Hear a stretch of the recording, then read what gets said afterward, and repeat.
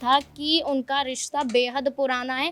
उन्हें मालूम है कि अनिल विज नाराज होते हैं। पिछले करीब 40 सालों से सक्रिय दिखाई दे रहे हैं और ऐसे में संगठन की तरफ से लगातार दरकिनार करना कहीं ना कहीं अनिल। नमस्कार, SPN 9 न्यूज आप देख रहे हैं। आपके साथ मैं हूं अक्षय अग्रवाल।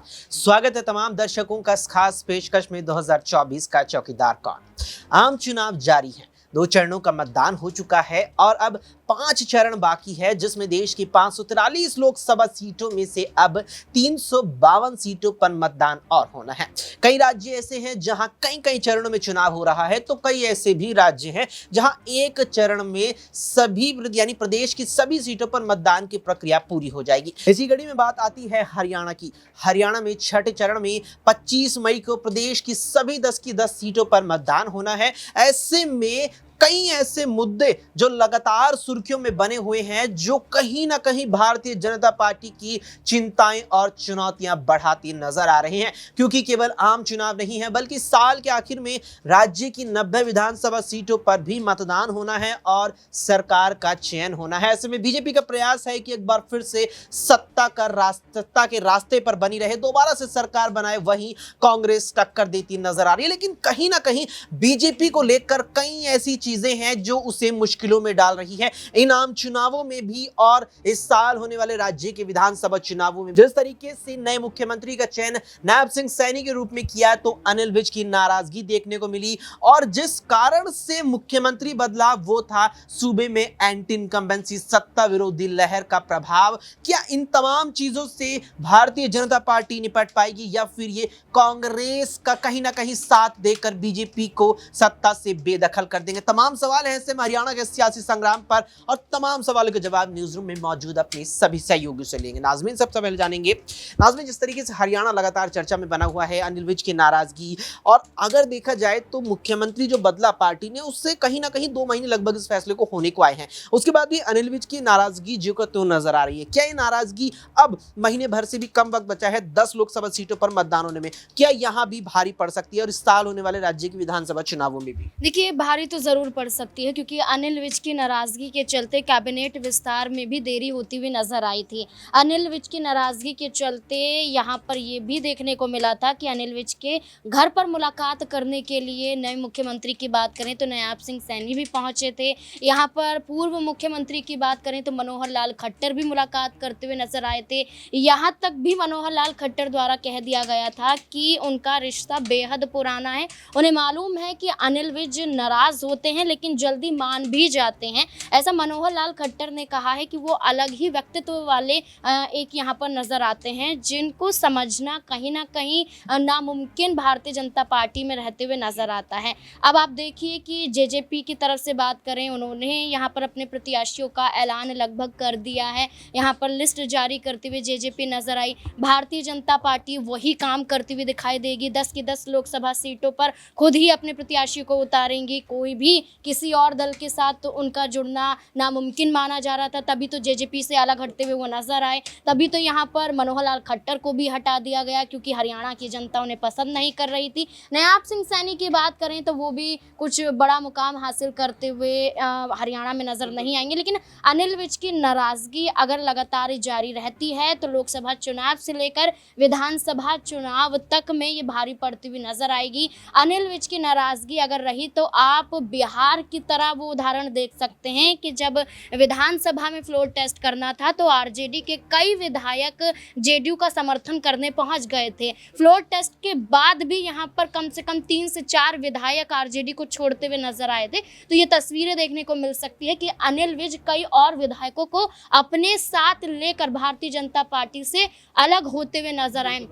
अनिल विज चाहे तो वो अपनी पार्टी का गठन भी करते हुए देखे जा सकते हैं, या फिर कांग्रेस पार्टी का या फिर जेजेपी की तरफ अपना रुख करते हुए दिखाई दे सकते हैं, अगर भारतीय जनता पार्टी ऐसे ही अनिल विज को दरकिनार करती हुई नजर आई तो। बिल्कुल, यहाँ पर बड़ी बात निकल कर आती है कि अनिल विज चाहे तो बीजेपी से अलग राह अपना सकते हैं, कांग्रेस का दामन थाम सकते हैं या अपनी अलग पार्टी भी बना सकते हैं, क्योंकि पहली बार अब नहीं हुआ है। इससे पहले भी एक बड़ा फैसला बीजेपी आलाकमान ने ऐसा लिया था जहां अनिल विज को एक प्रकार से दरकिनार किया गया था। दिनेश, बात चल रही है 2014 के राज्य के विधानसभा चुनाव। पहला वो चुनाव था हरियाणा का जिसमें जीत कर बीजेपी को बहुमत सूबे में हासिल हुई थी। विज कहीं ना कहीं दावेदार थे, कहीं ना कहीं सूची में थे, कहीं ना कहीं दरकिनार बीजेपी आलाकमान के द्वारा उस वक्त किया गया। मनोहर लाल खट्टर 2014 में पहली बार विधायक बने, मुख्यमंत्री की कुर्सी ने सौंप दी गई।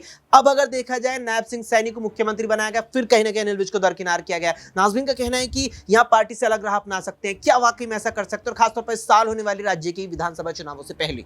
देखिए अक्षय, अनिल विज के बारे में अक्सर एक शब्द का इस्तेमाल किया जाता है, गब्बर। जिस तरीके से अपने राजनीतिक करियर में उन्होंने तमाम अधिकारियों के जो व्यवस्था को लेकर के फटकार लगाई है, एक अलग पहचान बनाई थी राज्य में, और जिस तरीके से एक ईमानदार छवि के रूप में जाने जाते रहे हैं अनिल विज। ऐसे में भारतीय जनता पार्टी संगठन के साथ पिछले करीब 40 सालों से सक्रिय दिखाई दे रहे हैं, और ऐसे में संगठन की तरफ से लगातार दरकिनार करना कहीं ना कहीं अनिल विज के सियासी आधार के साथ खिलवाड़ देखा जा सकता है, क्योंकि यहाँ पर लगातार अंबाला कैंट से 6 बार एमएलए रहे हैं, और जिस तरीके से तमाम जो है राजनीतिक घटनाक्रम घटते नजर आए, हरियाणा में तमाम बीजेपी के नेताओं ने यहाँ पर पार्टी का दामन पकड़ा छोड़ा, लेकिन अनिल विज लगातार संगठन के साथ बने रहे।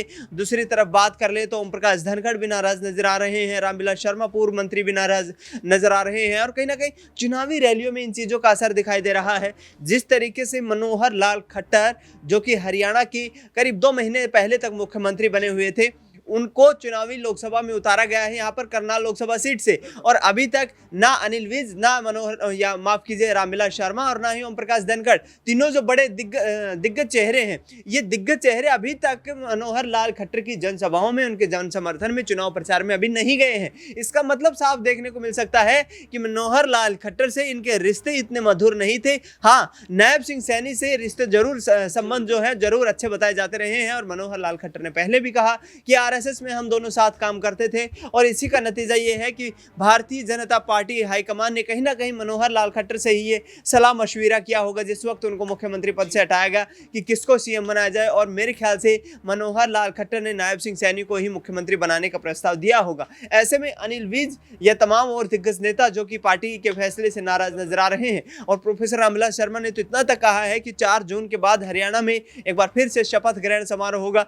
तो क्या ये बड़े संकेत हैं कि क्या सिर्फ लोकसभा चुनाव तक नायब सिंह सैनी को मुख्यमंत्री बनाया गया था, ओबीसी वोट बैंक को साधने की तैयारी की गई थी? क्योंकि हरियाणा में जिस तरीके से किसानों के मुद्दे पर और इसके साथ साथ जो जबरदस्त anti incumbency Bharatiya Janata party Manohar Lal Khattar के खिलाफ देखने को मिली, पार्टी के इंटरनल सर्वे में सामने आया कि मनोहर लाल खट्टर एक नॉन परफॉर्मिंग सीएम साबित हो रहे हैं, और उसी कड़ी में यहां पर उनको मुख्यमंत्री पद से हटाया गया।